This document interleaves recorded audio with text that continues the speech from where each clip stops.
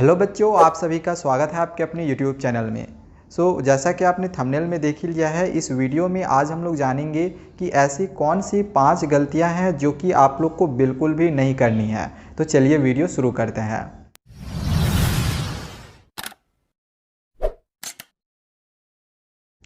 Number 1 गलती है long answer को याद करना।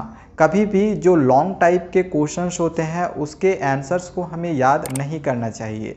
आप अगर लॉन्ग क्वेश्चंस को याद करते हैं तो इसका आपको सबसे बड़ा नुकसान क्या होगा कि आपको एक क्वेश्चन याद करने में काफ़ी समय लगेगा। दूसरा नुकसान कि आपने वो क्वेश्चन किसी तरह से याद कर भी लिया तो आपको वो लंबे समय तक याद नहीं रहेगा।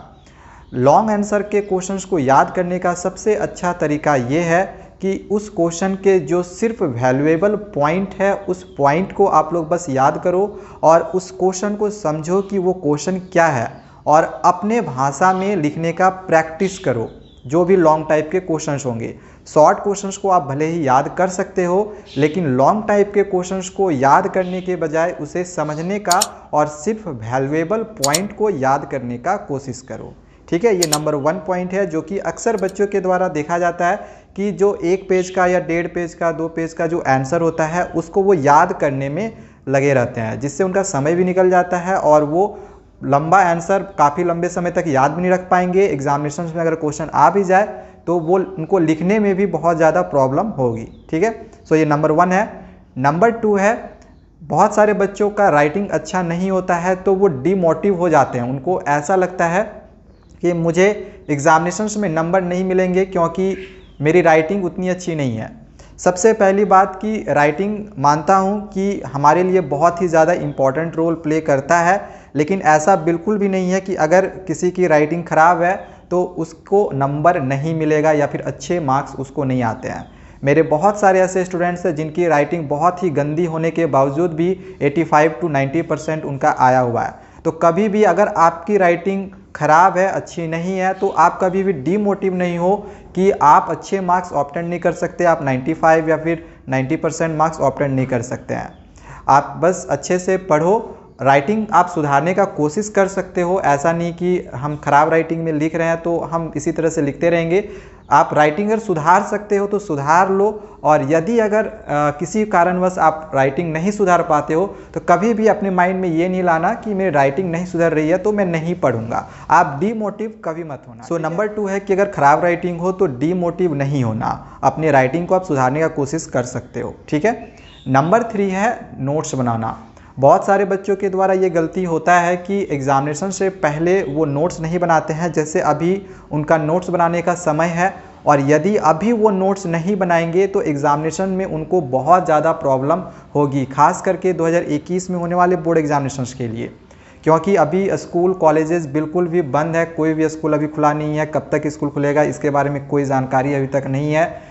तो अभी आपको जहाँ से भी जो भी नोट्स मिल रहे हैं, चाहे मैं प्रोवाइड कर रहा हूँ या फिर आपको आपके स्कूल में जो भी ऑनलाइन क्लासेस चल रही है वहाँ से मिल रही है या फिर आप कहीं दूसरे माध्यम से आपको नोट्स मिल रही है, उन नोट्स को आप लोग कॉपी में लिखते जाएं, जेरॉक्स भी ना रखें।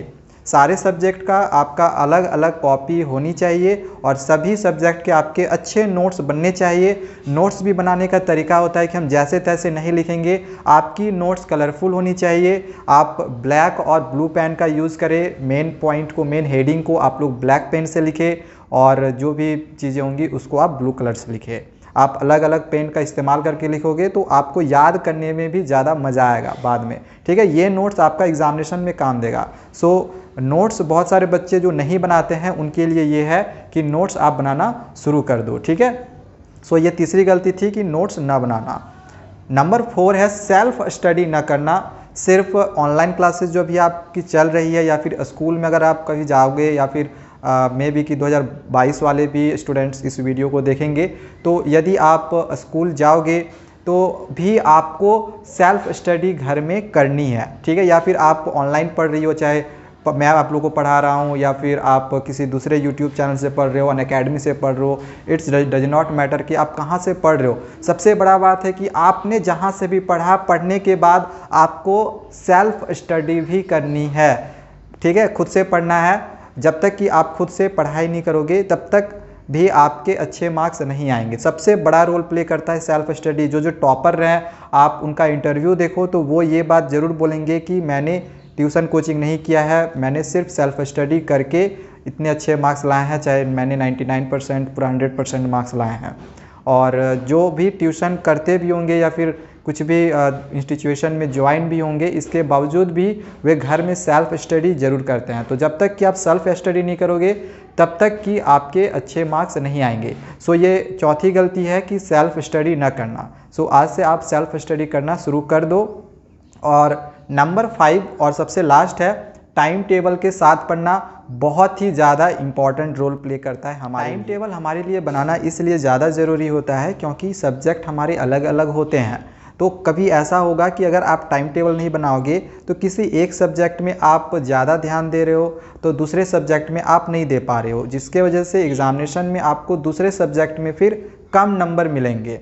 तो आप सभी सब्जेक्ट का एक अलग अलग टाइम टेबल बनाओगे तो इससे आपका क्या होगा कि सारा सब्जेक्ट का तैयारी होगा। और एग्ज़ामिनेशन में एक भी सब्जेक्ट में आपका अगर ख़राब मार्क्स आता है तो आपका परसेंटेज बहुत ही ज़्यादा फिर लो हो जाएगा।